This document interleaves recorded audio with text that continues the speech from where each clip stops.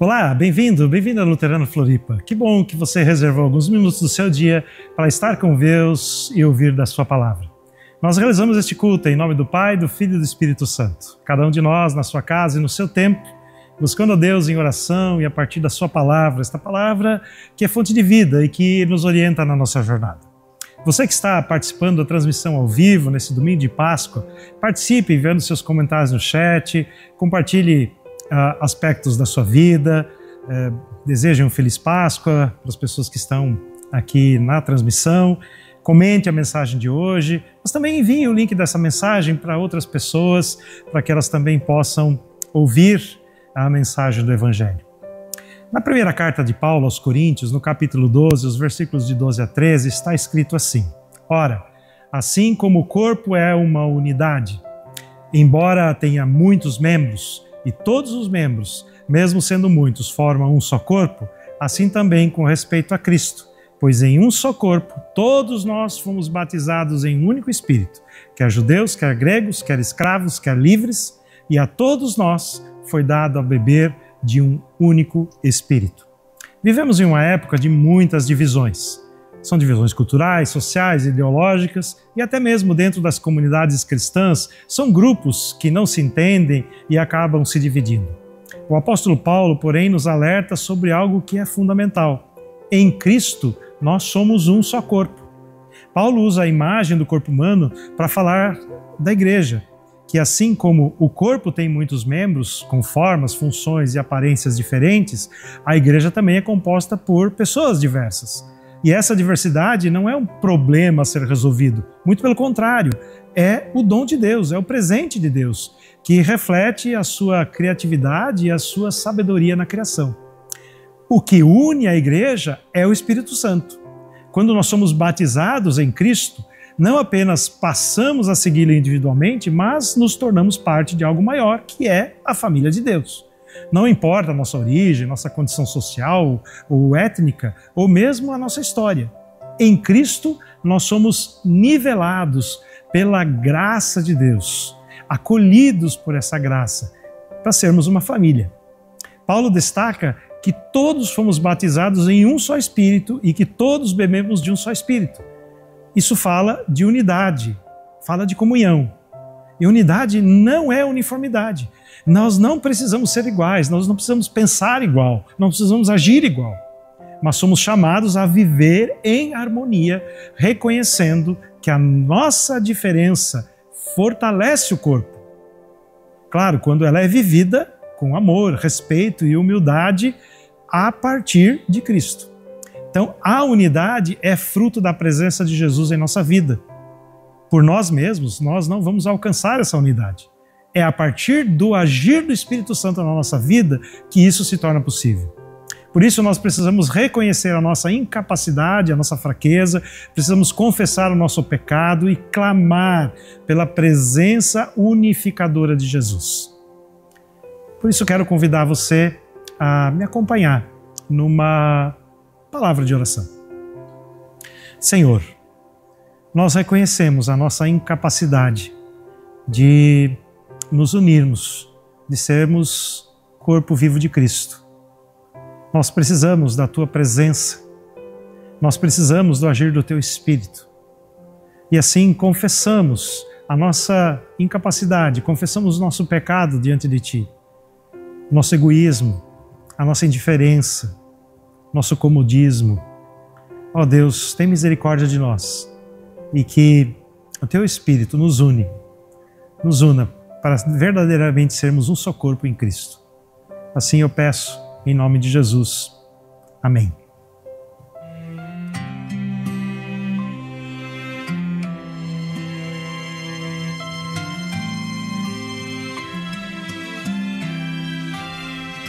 Um certo dia, à beira-mar, apareceu um jovem galileu.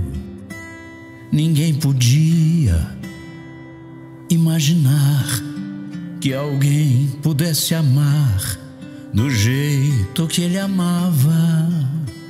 Seu jeito simples de conversar tocava o coração de quem o escutava. E seu nome era Jesus de Nazaré. Sua fama se espalhou e todos vinham ver o fenômeno do jovem pregador que tinha tanto amor.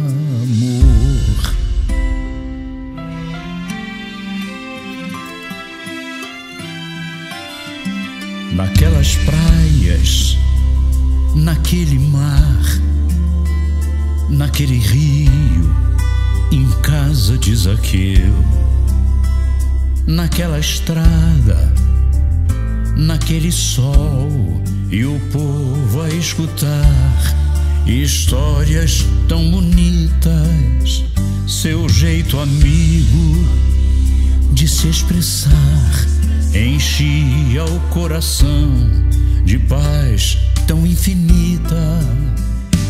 E seu nome era Jesus de Nazaré. Sua fama se espalhou e todos vinham ver o fenômeno do jovem pregador que tinha tanto, tanto amor. Naquelas ruas, naquele chão, naquele poço e em casa de Simão, naquela relva, no entardecer, o mundo viu nascer a paz de uma esperança. Seu jeito puro de perdoar fazia o coração voltar a ser criança. E seu nome era Jesus de Nazaré. Sua fama se espalhou e todos vinham ver o fenômeno do jovem pregador que tinha tanto amor.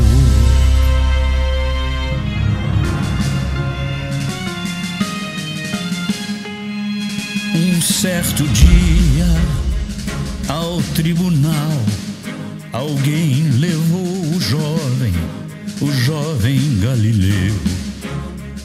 Ninguém sabia qual foi o mal e o crime que ele fez, quais foram seus pecados. Seu jeito honesto de denunciar mexeu na posição de alguns privilegiados e mataram a Jesus de Nazaré. E no meio de ladrões puseram sua cruz. Mas o mundo ainda tem medo de Jesus, que tinha tanto amor.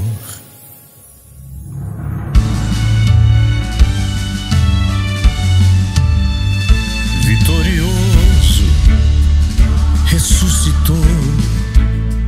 Após 3 dias, a vida ele voltou. Ressuscitado, não morre mais. Está junto ao Pai, pois ele é o Filho eterno.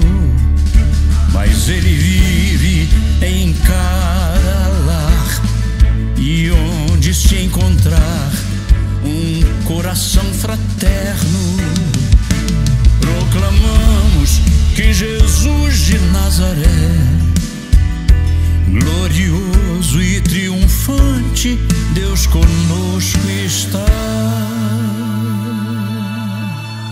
Ele é o Cristo, é a razão da nossa fé, e um dia voltará.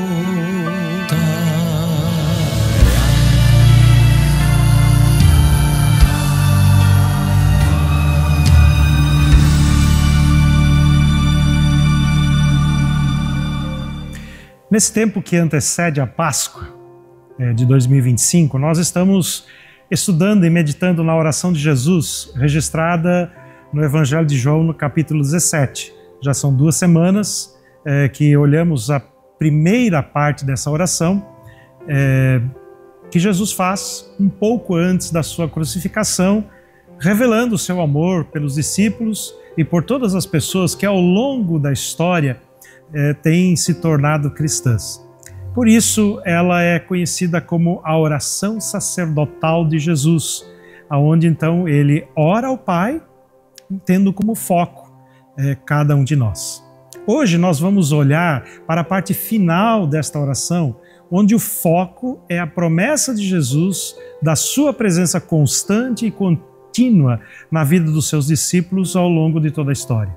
Ou seja, Jesus não apenas garante o perdão dos nossos pecados e a salvação eterna, mas ele garante a sua presença consoladora, protetora e amorosa ao longo de toda a nossa vida. A questão é, como é que nós podemos experimentar a presença de Jesus hoje? E qual é o impacto disso em nossa vida e no mundo tão complexo e hostil ao Evangelho que nós vivemos? Acompanhe comigo a leitura do Evangelho de João, no capítulo 17, os versículos de 20 a 26. A minha oração não é apenas por eles. Peço também por aqueles que crerão em mim, por meio da mensagem deles, para que todos sejam um. Pai, como tu estás em mim e eu estou em ti, que eles também estejam em nós, para que o mundo creia que tu me enviaste. Dê-lhes a glória que me deste, para que eles sejam um, como nós também somos um, eu neles e tu em mim. Que sejam levados à plena unidade, para que o mundo saiba que tu me enviaste e os amaste, assim como amaste a mim. Pai, quero que os que me deste estejam comigo onde eu estou e vejam a minha glória, a glória que me deste, porque me amaste antes da criação do mundo. Pai justo, embora o mundo não te conheça, eu te conheço, e estes sabem que me enviaste. Eu os fiz conhecer o teu nome e continuarei a fazê-lo, a fim de que o amor que tens por mim esteja neles e eu neles esteja. Quero compartilhar uma história em que a presença de Jesus fez toda a diferença na vida de uma pessoa extremamente hostil e indiferente ao Evangelho. Nick Cruz nasceu em Porto Rico e cresceu em um lar extremamente violento. O seu pai era um praticante de magia negra e a sua mãe frequentemente dizia que ele era o filho do diabo. Então, com apenas 15 anos de idade, ali no final da década de 50, Nick Cruz fugiu para Nova York, onde ele acabou sendo acolhido pelas ruas e logo se tornou parte de uma das gangues mais temidas do Brooklyn, em Nova York. A violência se tornou a sua linguagem e o ódio era o seu combustível. Ele se tornou líder dessa gangue, que era conhecida por sua grande brutalidade. E foi nesse contexto caótico, então, que um jovem pastor chamado David Wilkerson entra em cena. Com ousadia e fé, David abordava os jovens ali nas ruas do Brooklyn, pregando sobre o amor de Jesus. E um dia, depois de conversar com Nick Cruz algumas vezes, ele diz diretamente para o Nick, depois de ele ter sido espancado pelo Nick, porque ele ficava muito incomodado com as abordagens do David, David Wilkerson diz para o Nick: olha, Nick, Jesus te ama, mesmo que você me corte em 1000 pedaços. Cada pedaço ainda vai continuar dizendo Jesus te ama. E Nick Cruz relata na sua autobiografia que essas palavras ficaram ecoando no seu coração. Ele tentou resistir, ele zombou, ele ameaçou, mas algo estava mudando dentro dele. O Espírito Santo começou a tocar no seu coração e depois de um certo tempo, Nick decidiu ir para uma das reuniões organizadas pelo pastor David Wilkerson, e lá ele ouviu sobre o perdão de Deus, ele chorou, ele diz como ele nunca havia chorado antes na sua vida, e acabou entregando a sua vida a Jesus, acolhendo a mensagem do Evangelho. A transformação foi radical. ele abandonou a gangue, ele pediu perdão para as pessoas que ele havia ferido, ele começou a reconstruir os seus relacionamentos com a família e com as pessoas ao seu redor, e depois acabou se tornando um evangelista e passou a viajar pelo mundo contando a sua história, levando esperança a milhares de jovens em situação de risco, especialmente aqueles jovens envolvidos com gangues e com drogas. Você pode ler essa história no livro Foge, Nick Foge, escrito pelo próprio Nick Cruz, ou então o livro A Cruz e o Punhal, escrito pelo pastor David Wilkerson, que também conta essa mesma história. A presença de Jesus não apenas tira e salva uma pessoa de um caminho de destruição. A presença de Jesus também transforma a maneira como nós amamos, como nós perdoamos, como nós nos relacionamos. Nick Cruz passou a ser um instrumento, de um instrumento de violência, ele passou a ser um mensageiro da paz. Onde antes havia ódio, agora começa a haver amor. Onde antes havia medo, agora há coragem.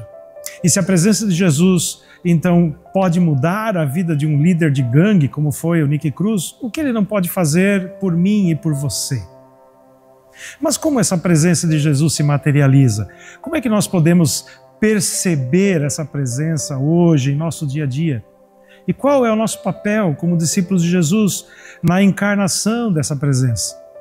Então, voltando para o trecho final da oração de Jesus registrada em João capítulo 17, nós encontramos 3 promessas de Jesus com relação à sua presença em nós e entre nós. A primeira está no versículo 21, que todos sejam um, Pai, como tu estás em mim e eu em ti, que eles também estejam em nós, para que o mundo creia que tu me enviaste. E continua no versículo 23, que eles sejam levados à plena unidade, para que o mundo saiba que tu me enviaste. Ou seja, como o Pai e o Filho são um, nós, como seus discípulos, somos desafiados a viver em unidade para refletir essa relação. A partir da ressurreição de Jesus, nós cremos que ele vive em nós por meio do seu Espírito Santo. Assim, o Espírito Santo é o agente dessa unidade, é o agente dessa comunhão. Ele nos liga a Jesus e aos irmãos e irmãs da fé. E a partir da comunhão com Deus e com Cristo, nós somos capacitados a amar uns aos outros e a viver nessa unidade. Isso não acontece como resultado do nosso esforço, mas principalmente por causa da presença de Jesus no nosso meio.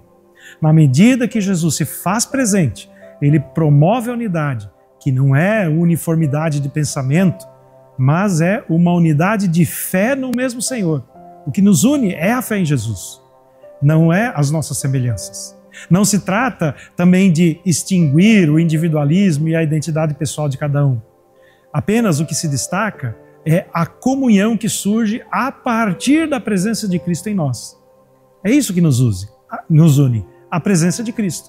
A presença de Jesus é que nos capacita a sermos uma família unida, onde cada membro, mesmo com as suas diferenças, vive em harmonia.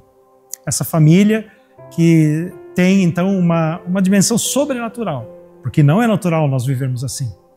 Essa família que tem uma dimensão sobrenatural é que revela o grande amor de Deus e acaba sendo assim um grande testemunho da presença de Jesus no mundo de hoje.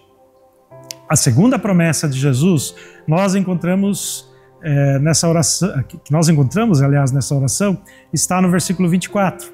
Pai, quero que os que me deste estejam comigo onde eu estou e vejam a minha glória, a glória que me deste porque me amaste antes da criação do mundo. Jesus compartilha conosco a glória que ele recebeu do Pai. Na semana passada, nós vimos que a glória de Deus é a manifestação da sua graça, bondade e amor.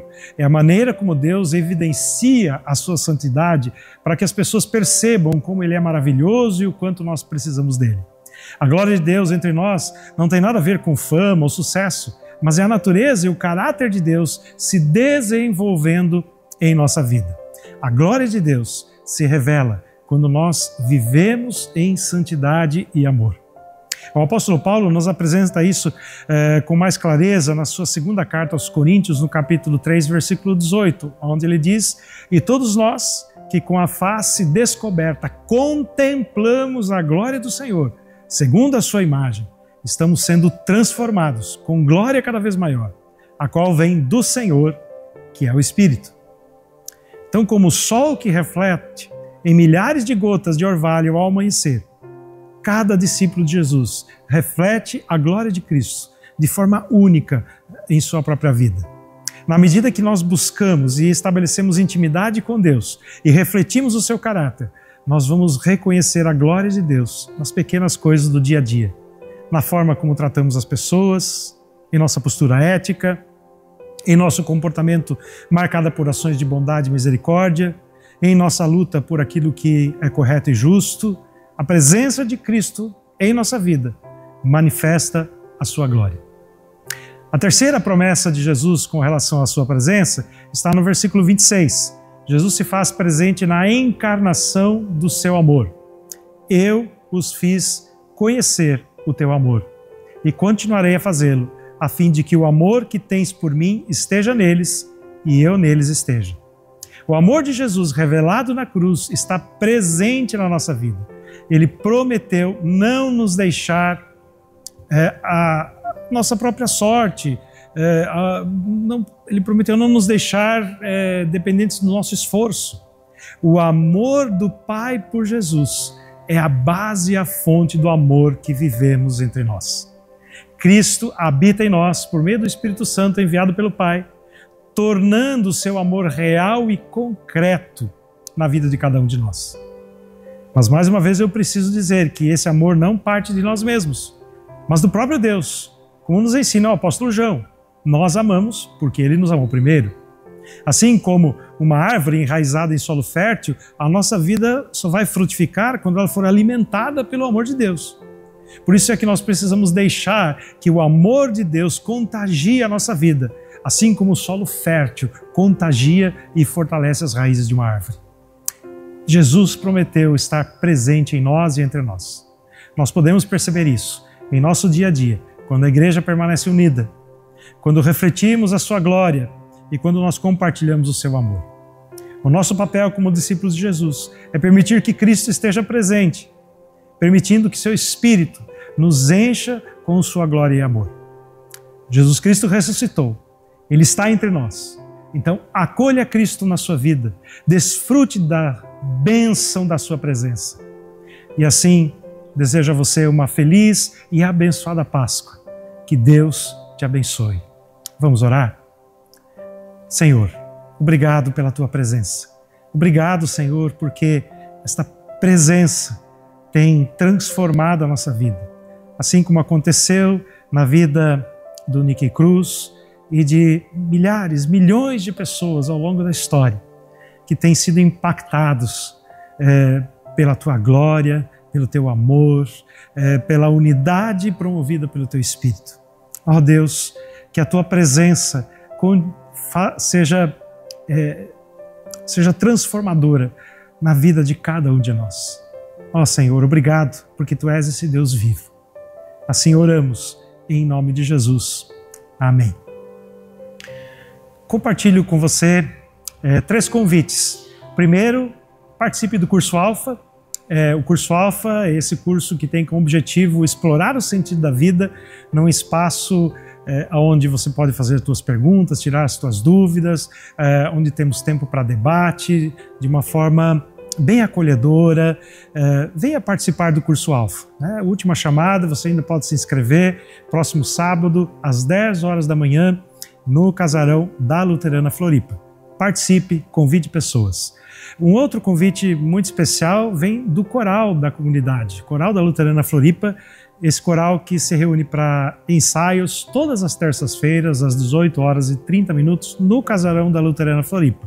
Estamos no tempo de acolhimento para novos coralistas. Então, se você quer participar do coral, sempre teve essa vontade, ou já participou alguma vez, venha então na terça-feira, a Marian e o pessoal ali do coral vai te acolher, vai te ajudar em como você então pode participar.